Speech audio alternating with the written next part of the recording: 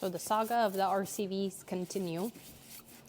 We were playing around with them and noticed that my driver's side is clunking a lot, and decided to look into it a little bit more after we took the boot off, and there is some issues going on with the bearings on the inside. So right now, Jared is cleaning the boot of the one that is still good, that we took off, but we thought we were gonna put back together, and we gotta order more parts. Yay. We'll never financially recover from this. We did get the driver one apart, and yeah, it's not happy. I don't know if you'll be able to see or not, but the race that the bearings sit in is actually peeling up, which is not supposed to happen. We can show them on this one what we're talking about, though. This one, ironically, is the good one. Yeah, the passenger side. Oh, It's look still at all that full of grease. But it has, like right there, that's a real hard spot.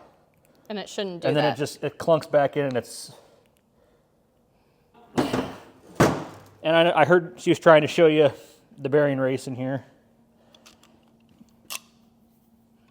Yeah, specifically but like it's that going to be really one. hard to see. But where that ball bearing rests on this piece, it's rubbing in here. It's actually flared the metal. You can kind of see a little glare right now on this piece right in front of my finger. That's actually rolled up. Yeah. And it's like that on all of them, which is going to cause excessive play. We'll be rebuilding RCVs. We have the RCV. We're going to do a rebuild on them. This is for the Fusion 6044 hybrid front differentials. This is on a JK, so it uses like a 60 ring and pinion. It uses the 44 outer knuckle. As far as I can tell, this is the part that goes in the diff. Basically from here out, it's all Dana 44. Obviously in here you got the 60 seal, the splines for the carrier. Either way, the outside joints on the wife's JK are bad. They got a lot of play in them. This one's got a lot of catches in them. So we're gonna rebuild them. It's not like your standard U joints. It's different, obviously. As long as this goes according to plan, the RCV part number is D44R for this. From what I was looking up and seeing, this is gonna be the kit. Until it's done and on, I'm not gonna guarantee anything though. So the parts that we gotta go in and rebuild or replace are all these little ball bearings. Figured I'd show you on this one right now because it's cleaned up. So we gotta drive all these ball bearings out and replace this whole cage assembly. It sends all new ones in here. See how it goes. All right, everyone, I got this tore apart. I want to show you what I have found. You've got the outer knuckle here. I have cleaned this up. You see right here, right above my finger, how you can see that mark? That's indented. It's all the way around on that. That's where the ball has been riding, I'm assuming with the wheels straight, because it seems level all the way across. Not an RCV expert, but you can feel that. That's a ridge. That's not good. So next time around, this whole outer knuckle is getting replaced. They do sell them with all the guts installed in them, from what I've gathered by looking on the website. But let's go to the cage too. I cleaned it up best I could. Seems like the grease never stops. I'll try to rotate this a little, try to find a good spot for you. Camera doesn't want to focus, but right here you can kind of see in front of me, that's also raised up on both sides. And here's a nice little comparison. This is that nice pretty new one. Something look a little off. Look at the window size. That one's so much more narrow than this. I was messing around trying to feel down inside in the long areas. There's a lot of wear on the old one. So much to the point where I can't rotate the centerpiece all the way around. Matter of fact, I can barely get it to turn. This one, I can hold the inside piece. I can roll this one without having the inside spin. I didn't think they were supposed to do that. That's how shot this is. Like, this barely moves. I can't even get to level out now. Old ball bearing looks good. I don't see any obvious signs of damage on that other than some serious discoloration, but I would expect that, you know? Still gonna go through, rebuild it, put the new guts in it. This piece is still gonna be worn some, so I don't imagine these are gonna last as long as the original ones did. Be dumb not to do it. I got it apart. I'm not gonna wait for more parts. I'm gonna put it together so this Jeep can get off my dang hoist. Something else to note, because I can see it being real easy to mess up. When you have this like this, you want the taller piece. See up here how it's taller from the window where the ball rides? That goes up. You don't want to get that mixed up. I'm going to go through and put this one all together, and then I'll film tear down from a complete axle. All right, everyone. It's time we're going to show you from having the axle out of your vehicle to rebuilding it. First things first, I'm going to get some of this grease out, because to get this separated, you got to hit on this, and it's going to make a mess. Clamp it in a vise or secure it somehow. Now what we have to do, we're going to hold on, and we got to drive this down along with the shaft to pop a clip that retains this knuckle on here. So I'm going to hit on this race piece. It's off. Pretty simple. It's the same style if you've ever had a front wheel drive car that uses the axle shaft that slides into the transmission. It's just one of these retaining clips. So, like a spring clip, I'm not sure the exact name. Now that's apart. So we'll clean this all up. I got to do a lot of cleaning on this. I want to get almost all the grease off that I can before we go any further. So hold please. I cleaned it a little bit. You know what? If I don't have to clean all this until I pop this out, that's going to save me a lot of hassle. We're going to see what happens if you don't clean this up, if you can even get this done. I put a rag around the splines. I don't want to mess the splines up. Not really sure if I would or not, but why risk it? By the way, if you got gloves, I don't wear rubber gloves hardly ever. This would be the time to wear them. Just going to throw that out there. For disassembly, you can use like a metal punch. You have to drive, so you got these areas where the ball bearings ride.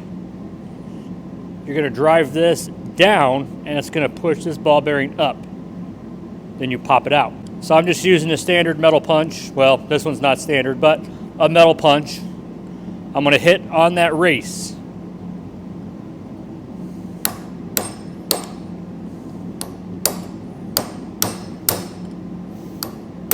You got to kind of drive her down a little bit. Look, a ball. I'm going to go the other way. It's going to work opposite sides of each ball. So I'll do the one over here, then over here, and I'll stagger it like lug nuts on a vehicle, you know? Oh man, this is just a mess though. Wow. This one's stuck in there. We'll try a screwdriver. Oh, there we go. Okay, well, I guess that's all of them. You've got these windows, all right? You need to get them staged, or get some staged to where it's coming up on the sides, because you need that clearance. I'm gonna tap it loose first.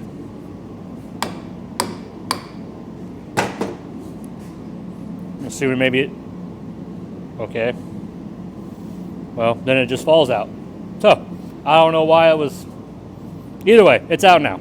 I want this to be nice and clean inside. What I did on the other one though is I used paper towels that went into each rib and kind of scooped the grease out like this. Let's see how it works.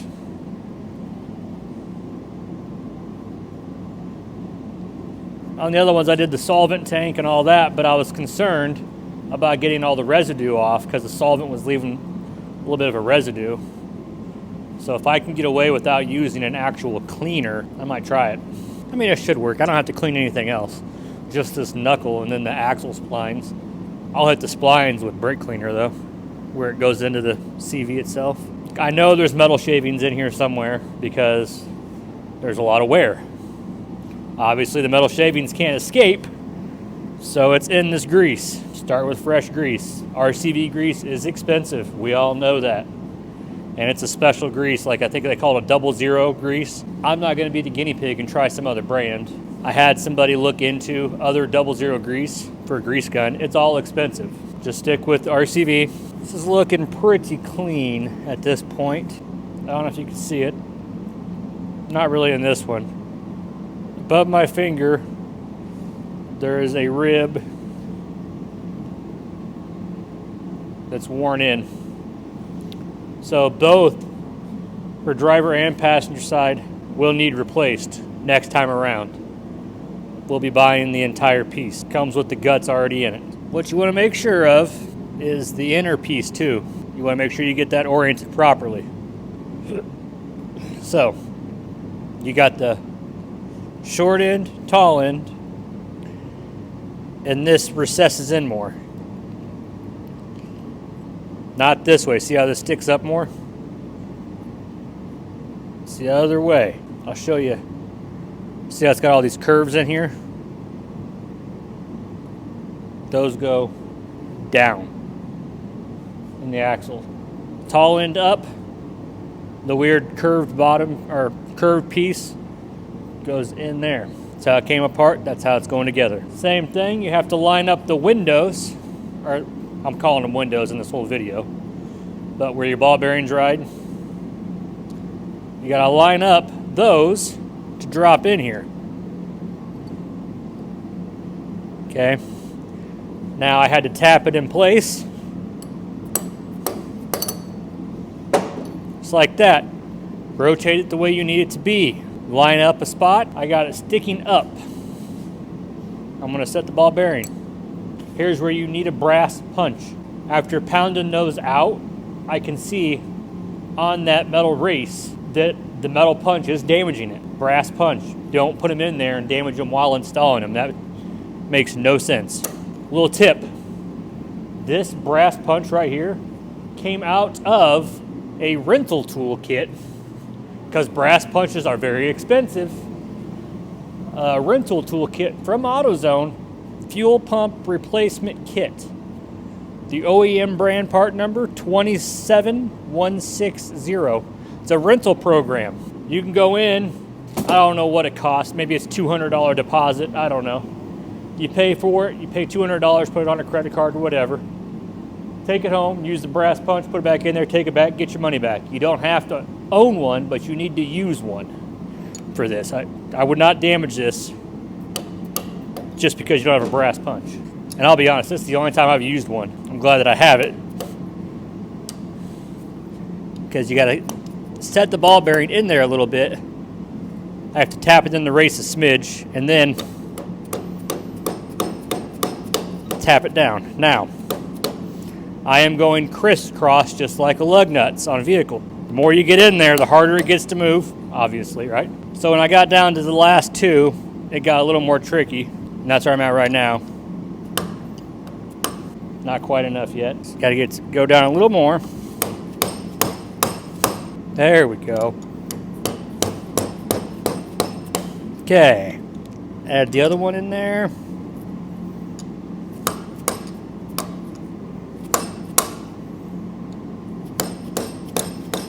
They're all in. I'm gonna grease the crap out of it. I'm gonna go and grease both sides over here and on the inside of every ball. Then I'm gonna grease in between every ball too, here, so the race will rub on there. I'm gonna rotate it around a little bit, put more grease in, put the axle shaft, grease it again. I'm not sure if the reason why we're having to rebuild these is because of lack of grease, but when we first got them in, or when we first put them in, we didn't grease them. I think they say every 5,000 miles you're supposed to give each side like 6 pumps. Maybe we might not have done that, but we did grease them. It wasn't like we're just set it and forget it. We did grease them, but the problem is the nut behind the wheel driving it. She'll get on the gas occasionally when we're off road. She likes to sound like a rock bouncer. She's testing these 44s. I'll tell you that right now. Are the 44 joints? Because RCV, when they send these to be installed, they're already greased. So I mean, they're not fully greased, but they're greased. So I'm gonna add plenty, and I got another tube of RCV inside just in case, because they're gonna get greased once they get put in the Jeep too. I might do some grease in the needle joint, make sure it comes inside the cage here, because right now I'll be able to see it. So that's a good idea. See if that's plugged or not. I'll see if I can't do that or not. Oh yeah, it's not plugged. That squirted up in here a lot actually, so that's good. Got that done. Now, if you notice when I open this package, we still got all these little rings. Now they send different rings depending on the style of RCV you have, because they have different styles even for the Dana 44. I don't remember what they called them, but there's different styles. Mine has a square end on it.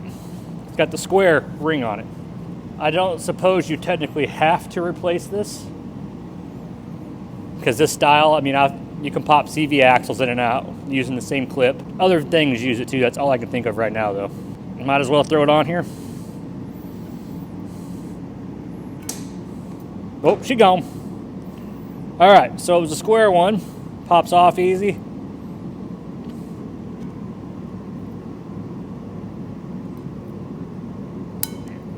Pops on easy.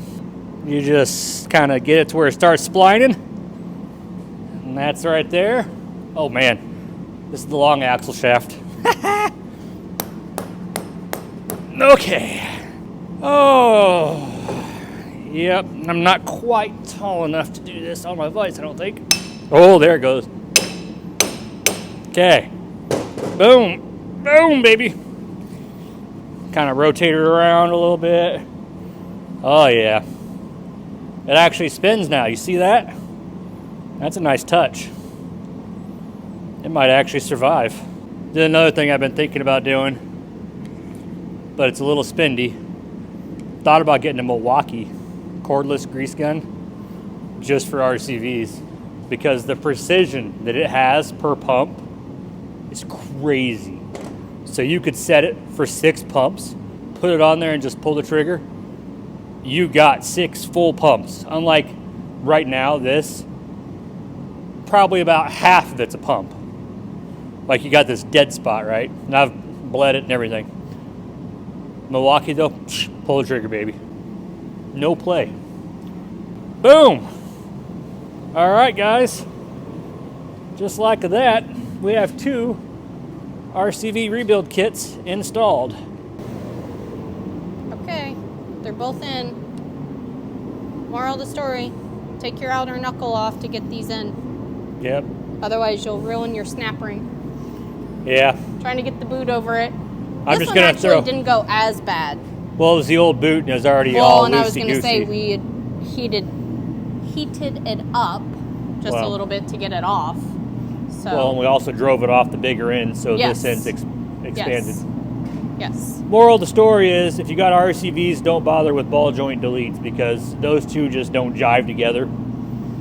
I mean, they fit, they clear, but as far as assembly goes, it's such a nightmare. So, oh well, done. Now we can put the wheel So- bearings on. Well, I'll give you a rundown. If you have this setup and you do deletes, what you need to do, if you rebuild these, is you take your axle shaft without the outer, you just take the axle shaft itself, slide it into the carrier, then install the boot over it. We had to drive ours through this hole without all the. Yeah, the boots do fit through here. You got to hammer it in though. It's tight. So, get the boot on over the axle shaft, then install the little snap ring that's on the inner axle shafts. Push that over. Then put the outer. Drive your knuckle on and then put the boot on with the zip tie in there to release Yes. the air pressure. Don't try to do any other order because it just causes problems. Yes. We had the snap ring still on there. On this side, it worked fine. We got lucky. The other side, we messed it up. Yep, messed the snap ring up, so. Yeah, so that was a lot of fun. But it's on. They're both in. Holding on for now. Now we'll Move on. I've kind of got this laid out how it goes. You got two different thickness of steel here. You can see it's just taller. Both these pieces have a taller end. You can see here it's got taller and smaller on the curved, or on the bends.